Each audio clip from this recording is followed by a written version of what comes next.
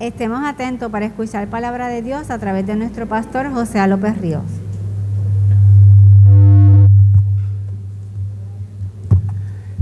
Ay, mis amados, qué hermoso cantó el coro. Dios les bendiga. Hermoso, y hermosos himnos también.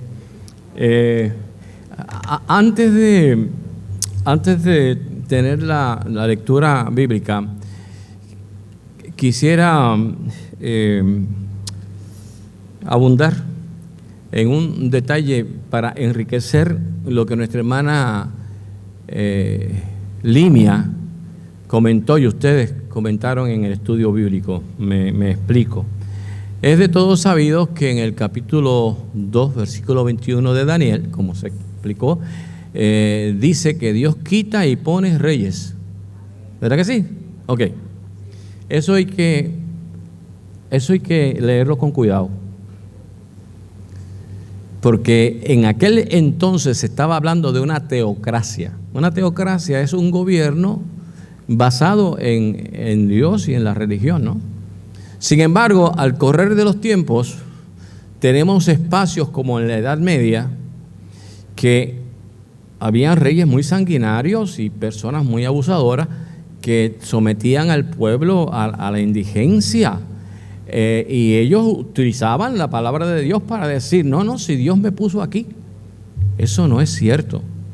Es igual que si tuviésemos que decir hoy día que Dios puso en el gobierno a un Pinochet, que fue un dictador sanguinario en Chile, o a un Francisco Franco en España, que mientras desayunaba firmaba órdenes de fusilamiento. Y así por el estilo, los Castro, François Duvalier en Haití, los Chávez en Venezuela, que Dios puso eso. No, lo que pasa es que la palabra del Señor no podemos aislar un versículo y basarnos en eso para entonces actuar. Tenemos que verlo desde una perspectiva totalmente amplia. Por ejemplo, en el libro de los Hechos, Pedro en el capítulo 5, versículo 29 dice, porque es necesario obedecer a Dios antes que los hombres. Eso es lo que dice la palabra. También Pablo en el capítulo 3 y el versículo 1 de Tito, de Tito, el capítulo 3, versículo 1, dice, ¿verdad? Que obedezcan a sus gobernantes, porque Dios los pone. Pero la palabra que utiliza Pablo es exousia, en griego. ¿Qué quiere decir exousia? Exousia quiere decir la institución del gobierno, no un gobernante. Cuando usted va a la corte, usted está frente a lo que representa la justicia. Usted no le hace la reverencia al juez como tal, sino a lo que él representa. Entonces es bien importante que nosotros entendamos esto, no vayamos a pensar que a través de la historia monstruos como Hitler, como Vladimir Putin y otros más han sido puestos ahí por Dios. Eso como que no tiene sentido. Esa era mi observación, agradeciéndole a Limia su participación. Les voy a invitar a buscar en el Antiguo Testamento, en el libro del profeta Micaías. Micaías capítulo 6. Y espero en este día del Señor no equivocarme en la referencia que estoy dándole. Micaías capítulo 6. Ay, perdón. Sí, Micaías. Es que lo dije en inglés. No iba a encontrarlo. Capítulo 6, versículo 6. En adelante. ¿Lo encontraron? Leemos en el nombre del Padre, del Hijo y del Espíritu Santo. Bueno, ustedes me dijeron, vamos a ver si es así. Vamos a ver. Mira a ver si dice así. ¿Con qué me presentaré ante Jehová? ¿Dice eso? Pues. Ok, Miqueas. ¿Con qué me presentaré ante Jehová y adoraré al Dios Altísimo? Me presentaré ante él con holocaustos, con becerros de un año. ¿Se agradará Jehová de millares de carneros o de 10,000 arroyos de aceite? ¿Daré mi primogénito por mi rebelión, el fruto de mis entrañas por el pecado de mi alma? Oh hombre, él te ha declarado lo que es bueno. ¿Y qué pide Jehová de ti? Solamente 3 cosas: hacer justicia, amar misericordia y humillarte ante tu Dios. Que el Señor añada bendición a esta palabra en nuestros corazones. Amén. Tengan a bien sentarse, por favor. Mi mejor deseo en esta mañana es que tú hayas venido aquí con una actitud renovada y expectante. Renovada en el sentido de saber que lo que vas a escuchar no es otra cosa o no es cosa de tirarla al zafacón con la frase, sí, yo eso lo he escuchado antes. No, sino por el contrario, estar en una actitud con la convicción de que la palabra de Dios te comunica, la palabra de Dios te estimula, la palabra de Dios te enseña, la palabra de Dios te advierte. Y es expectante en el sentido de que debemos estar atentos a la misma, porque lo que diremos en esta mañana no es asunto de algo que se le ocurrió al predicador, sino que emana de la fuente de vida que es Dios por medio del Espíritu Santo a través de la palabra. Por tanto, se hace necesario en un momento como este hacer un acto de oración personal, un momento en donde nos detengamos y con profundidad oremos a Dios y le podamos decir lo siguiente: lo que voy a escuchar, Señor, es tu palabra. Lo que voy a escuchar es tu palabra. Bendícela en mi corazón. Bendícela en mi mente, bendícela en mi entendimiento y ayúdame a ponerla en práctica. Si hacemos eso, como que entonces estamos más receptivos para saber qué Dios nos quiere comunicarnos a nosotros. Y más importante todavía, cómo yo puedo hacer de eso que escucho acción. Y de eso se trata en esta mañana. Comencemos con el profeta. ¿Cómo me dijeron que se llamaba el señor este? Miqueas. Ok. Él era original de Samaria, hijo de una señora llamada Imla. E históricamente, Miqueas es el profeta más antiguo del que tengamos noticia en la Biblia.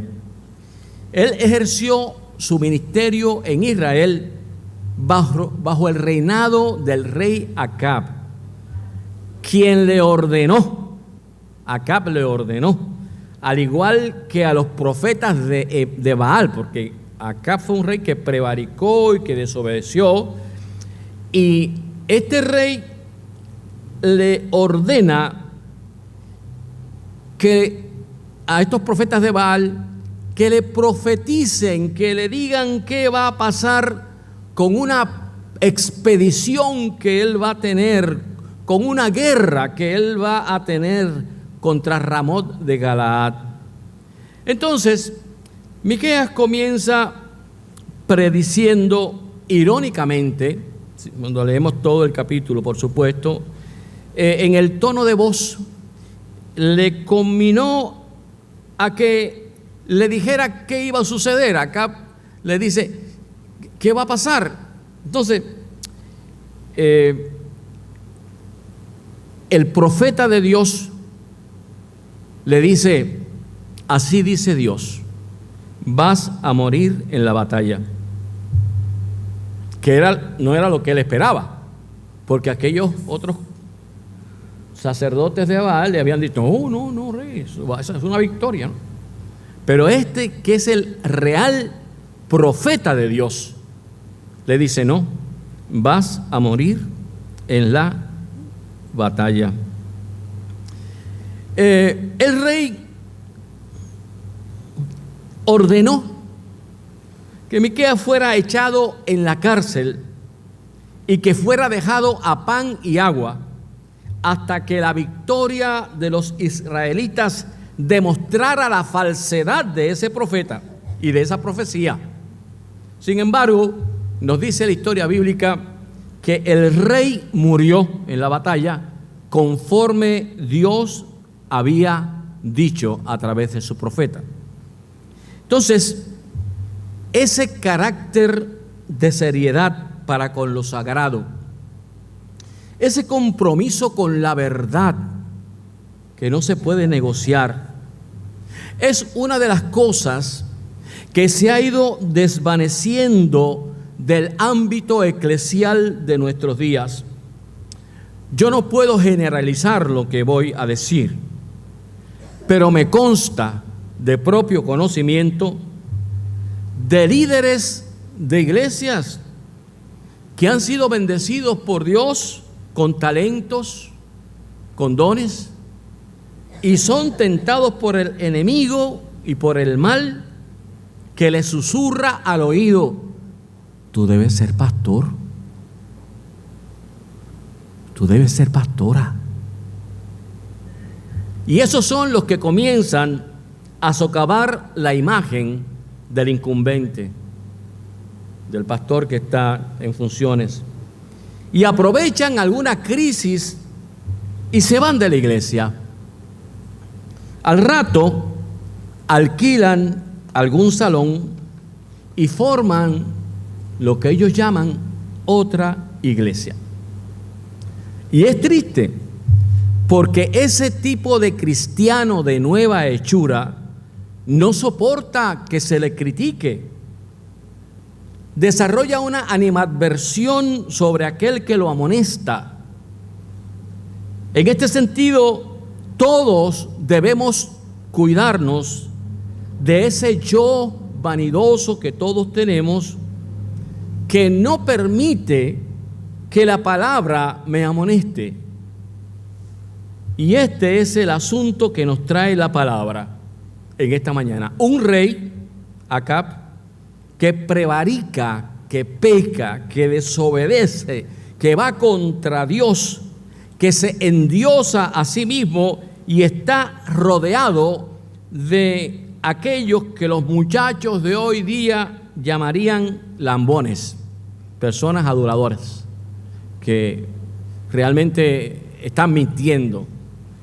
Se cuenta de un rey riquísimo que hizo una proclama para que todos los sastres de la comarca y del reino diseñaran el más hermoso traje para él. Y de todas partes llegaron al castillo y los sastres trajeron vestiduras que opacarían las ostentosas vestiduras de los artistas que en algún tiempo atrás se llamaban adivinos y hablaban del zodíaco y tenían unas batolas muy esplendorosas y brillosas, ¿no? ¿Y qué pasa?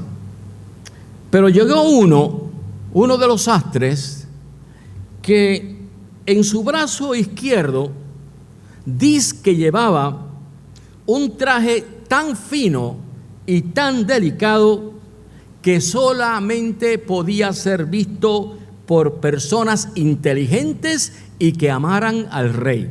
Si usted no veía ese traje en el brazo del sastre, era que usted ni era inteligente ni amaba al rey. Ahora, imagínense ustedes la actitud que habrían de asumir aquellas personas.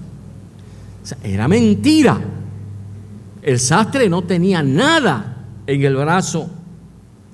Pero el diálogo es el que sigue. A ver, su excelencia, vaya detrás de esa cortina y despójese de sus vestiduras, que yo lo voy a vestir con este bello traje que tengo aquí.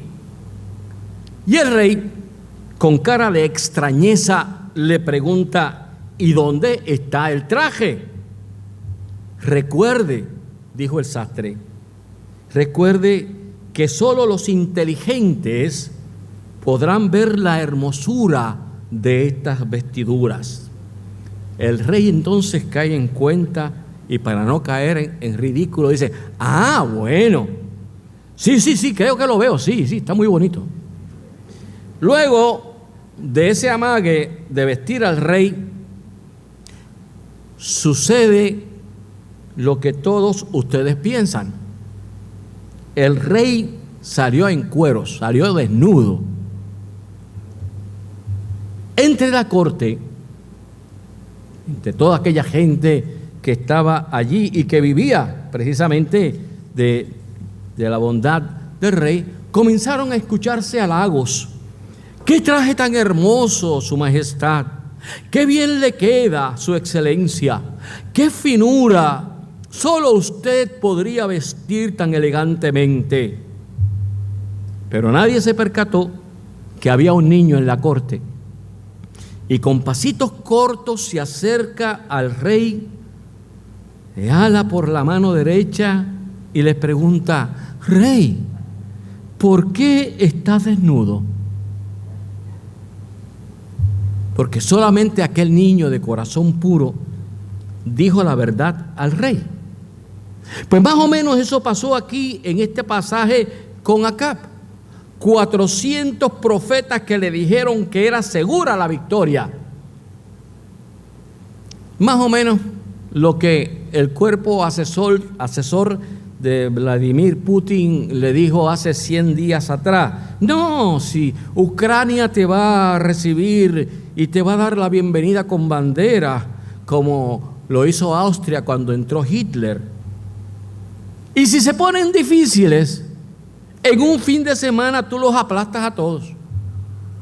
Bueno, pues ya van más de 100 y tantos días, y las estadísticas dicen que más de 11,000 soldados rusos y 7 generales han muerto.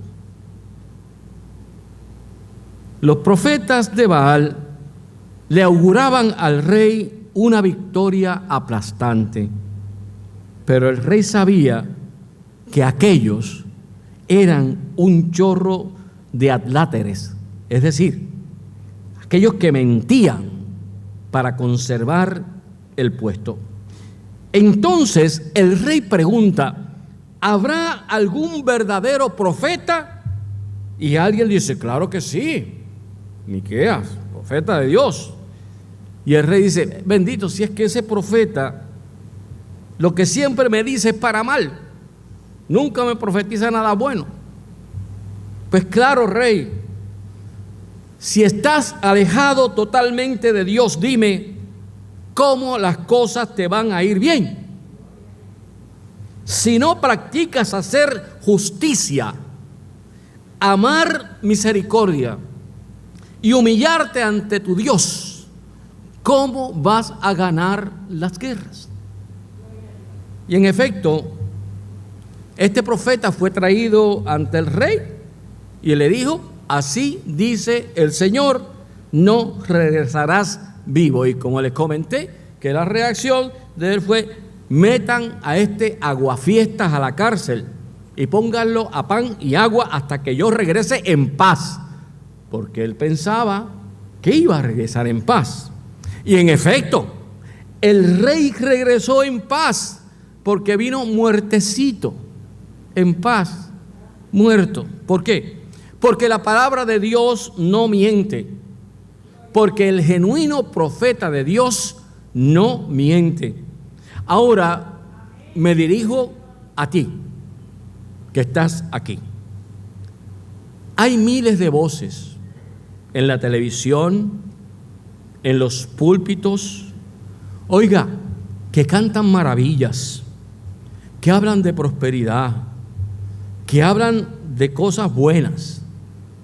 El domingo antepasado estábamos hablando de lo que Dietrich Bonhoeffer decía sobre la gracia barata y la gracia cara. ¿Se acuerdan de eso? Y hacía una comparación. Pero ¿saben qué, mis hermanos? Yo les felicito y me siento tan agradecido del Señor porque usted está aquí. Y se lo digo con el corazón en la mano, porque hoy día a la gente les gusta escuchar esas cosas. Obviamente, como he dicho en muchas ocasiones, se ha inventado ahora que hay profetas y no sé qué. Usted puede ser profeta de Dios si habla la palabra. Pero si comienza a decir, Dios me dijo esto, usted es un... No voy a decir la palabra porque estoy en el púlpito. O sea, porque en la Biblia está todo lo que Dios nos ha querido decir. O sea, nadie tiene una línea directa, única y exclusiva con Dios.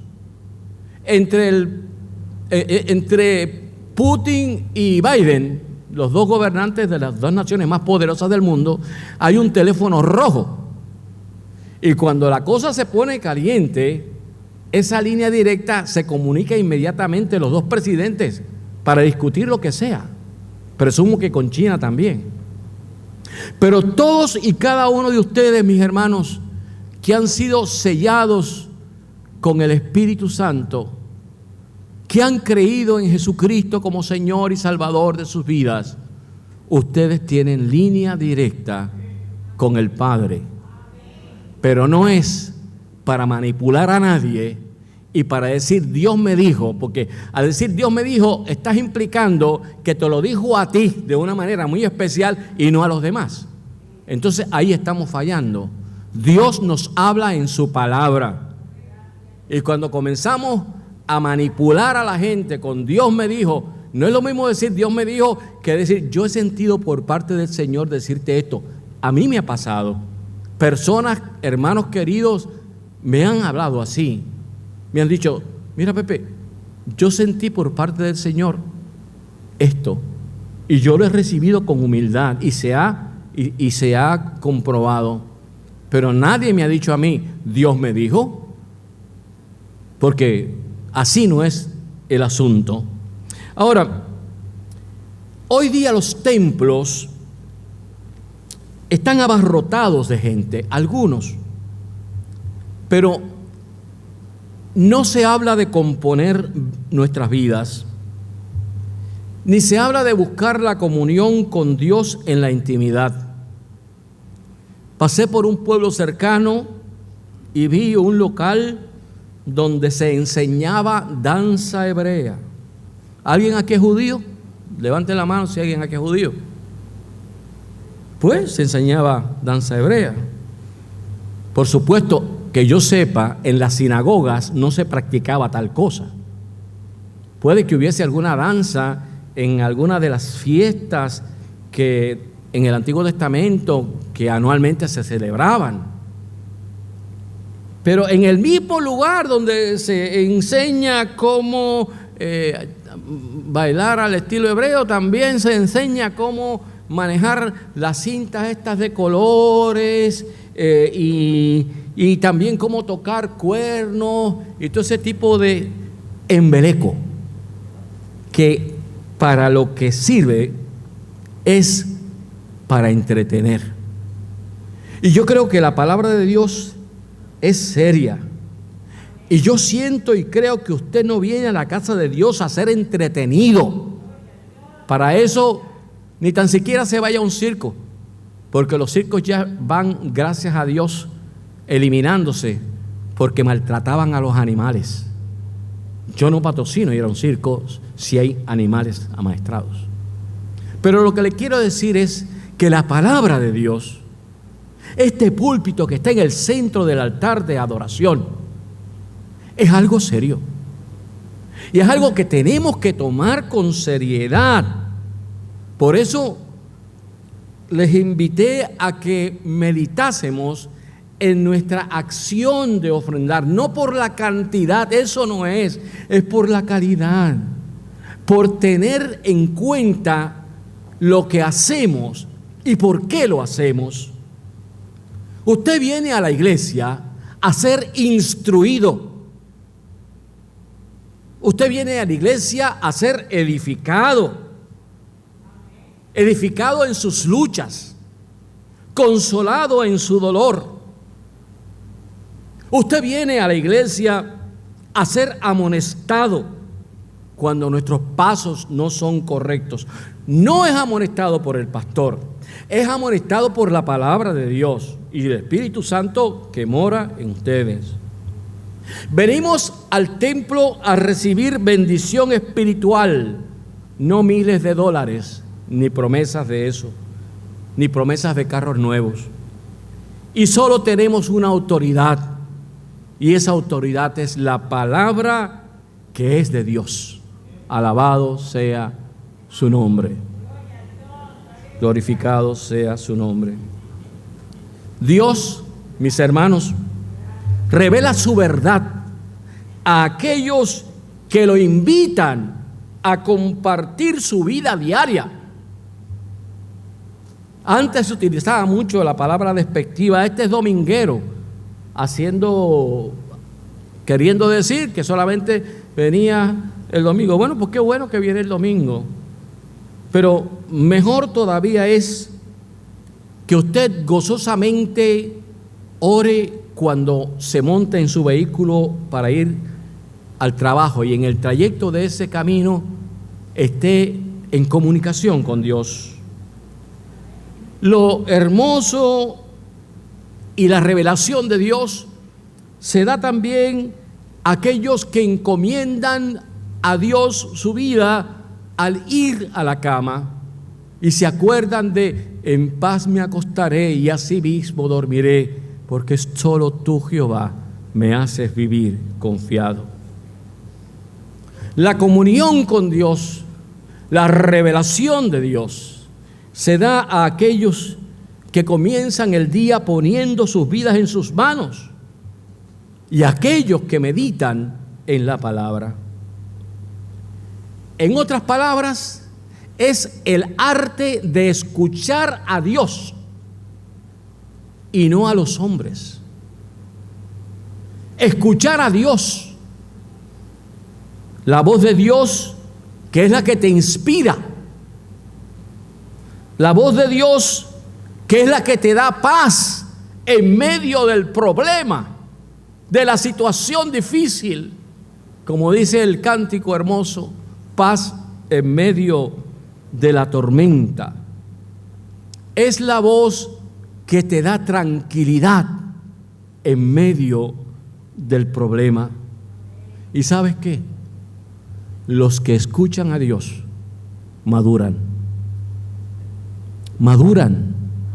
Y al madurar, valoran lo que es esa palabra de Dios. Yo felicito a mis hermanos, en este caso a mi hermano Libertario, en otros momentos a Pucho. ¿Cuándo ustedes han escuchado a Libertario tocar mientras el pastor predica? Nunca. Porque eso es un elemento de distracción y de manipulación. Pero hay lugares donde el pastor, mientras predica, está un músico tocando piano, hay otro dándole macetazos a la batería en algún que otro momento.